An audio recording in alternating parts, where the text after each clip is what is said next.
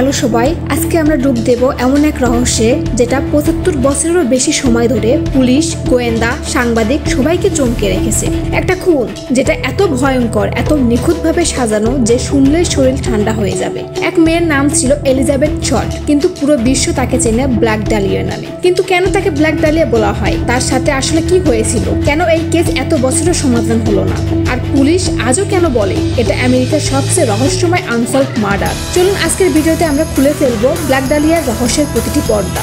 Black dahlia কে ছিল? Elizabeth short এক সাধারণ আমেরিকান মেয়ে। স্বপ্ন ছিল হলিউডের অভিনেত্রী হওয়ার। 1946 থেকে 47 সালে লস অ্যাঞ্জেলেসে ঘুরতো, ছোটখাটো কাজ করতো আর বড় বড় স্বপ্ন লালন পালন করতো। তার কালো পোশাক আর চেহারায় রহস্যময় সৌন্দর্যের জন্য মানুষ তাকে ডাকতো ব্ল্যাক ডালিয়া বলে। তখন একটি জনপ্রিয় সিনেমা ছিল ব্লু ডালিয়া, সেখান থেকেই নামটি আসে। লস অ্যাঞ্জেলেসের লিমার্ট পার্ক এলাকায় এক মহিলা সকালবেলা হাঁটতে বের হয়ে একটি দৃশ্য দেখে থমকে দাঁড়িয়ে যায়। মাটির ওপরে ঘাসের মাঝে দূর থেকে দেখতে মনে হচ্ছিল একটা ম্যানিকুইন রাখা হয়েছে। দেখতে এগিয়ে যেতেই তার চোখ ভয়ে স্তব্ধ হয়ে যায়, কারণ ওটা ম্যানিকুইন নয়, ওটা এলিজাবেথের দেহ।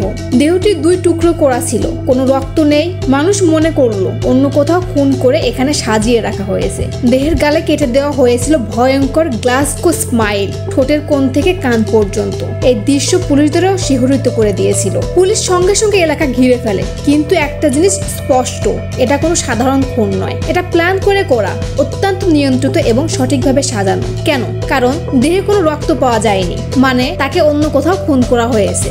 তারপর নিখুঁতভাবে পরিষ্কার করে এখানে রাখা হয়েছে। এরপর শুরু হয় মিডিয়া সেনসেশন। প্রথম পাতা, হেডলাইন, ব্রেকিং মিস্টেরি, সবখানে শুধু একটাই নাম, ব্ল্যাক ডালিয়া। অদ্ভুত চিঠি, কেসে নেয় নতুন মোড়। ঠিক এক সপ্তাহ পর এলএ এক্সামিনার অফিসে একটি খাম আসে। ভেতরে এলিজাবেথের হ্যান্ডব্যাগ, আইডি কার্ড, কিছু ব্যক্তিগত ছবি, আর সাথে একটি চিঠি কাটিং লেটারে লেখা, here is Dahlia's belongs, I will return soon. অর্থাৎ খুনি মিডিয়াকে চ্যালেঞ্জ ছুড়ে দিয়েছিল। বছরের পর বছর ধরে এই কেসে 150 জনের বেশি সন্দেহভাজন চিহ্নিত হয়। তাদের মধ্যে কয়েকজন খুবই আলোচিত।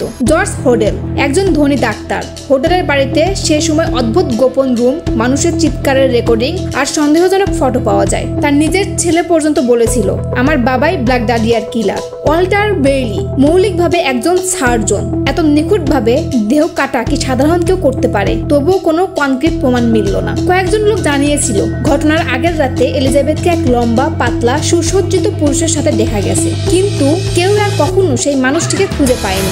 FBI বলেছিল এটা কোনো সাধারণ মানসিক রোগীর কাজ নয়, এটা করেছে শারীরিক বিদ্যায় দক্ষ কেউ, মানসিকভাবে অত্যন্ত ঠান্ডা মাথার, সম্ভবত পরিচিত কেউ, যিনি চান আলোচিত হতে। খুনি যেন তার শিল্প দেখাতে চেয়েছিল। এই রহস্য আজও অমীমাংসিত। হাজার সাক্ষী, শত সন্দেহভাজন, ডজন ডজন থিওরি, কিন্তু একটাও নিশ্চিত প্রমাণ পাওয়া যায়নি। 1947 সাল থেকে আজ পর্যন্ত এটা আমেরিকার সবচেয়ে বিখ্যাত আনসলভড মার্ডার কেস।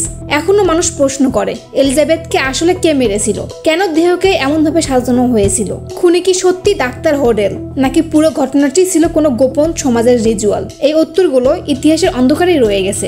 সবচেয়ে ভয়ঙ্কর রহস্যগুলো হলো সেগুলো যেগুলো কখনো সমাধান হয় না। ব্ল্যাক ডালিয়া কেস তারই সবচেয়ে বড় উদাহরণ। আপনি কি মনে করেন খুনি কে ছিল? কমেন্টে জানাতে ভুলবেন না।